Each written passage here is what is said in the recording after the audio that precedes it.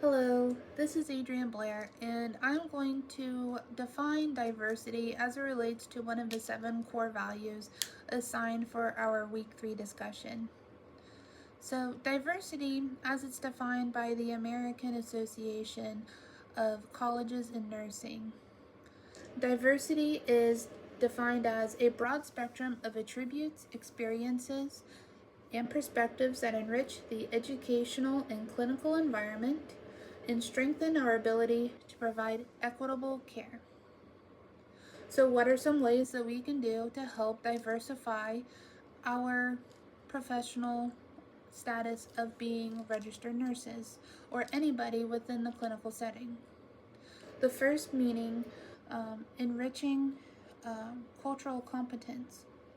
So, a good example of enriching cultural competence is effective communication styles. Maybe you have a patient that communicates better whenever you are one on one, and they let you know that, like, hey, I don't want my family in the room. Or maybe some cultures also, the man of the house, so to speak, has to be the one to be in the room to make medical decisions. Granted, um, we have to abide by what our patients tell us, but also not break HIPAA laws. But keep in mind that everybody is different. So maybe asking your patient, hey, how would you like to go over your assessment or your admission, just so they are more comfortable with answering questions that you may have.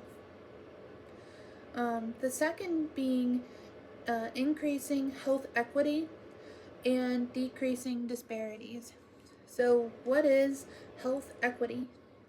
Well, equity is meaning fair care, increasing fair care, or decreasing disparities. So, advocating for your patient, especially like those who, for example, can't afford the health care that they are receiving. Maybe they were in a really bad accident and they got brought in by EMS and they're like, how am I going to afford all this? I don't see a regular doctor.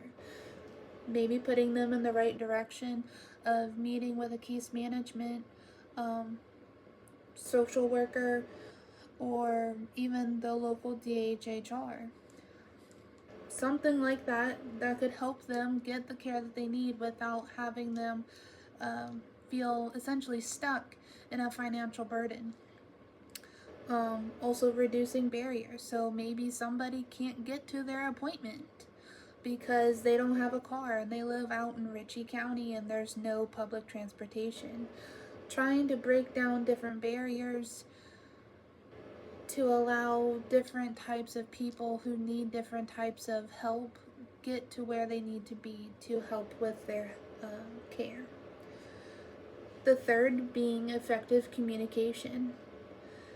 Now, I know for week 2 discussion, we went over effective communication and different styles that we have done or things that maybe didn't work out. But that is also a branch of the diversity. Everybody is different. Not everybody can hear. Not everybody understands what you're saying. So, how are we going to break down those barriers also within that type of communication? You may also have a patient who speaks a different language than you. How are we going to break down those barriers and provide effective communication? Maybe getting a translator. Maybe seeing if somebody else on your floor or within your department can speak the language that they are speaking. Or even writing it down on a piece of paper if they do speak English, but maybe they just can't hear you properly. There's many other things that you can do as far as communication with that, but moving on is increasing therapeutic relationships. Now, this is important. It's building that rapport with your patient and understanding where their culture and where their background lies to help provide positive and diverse care.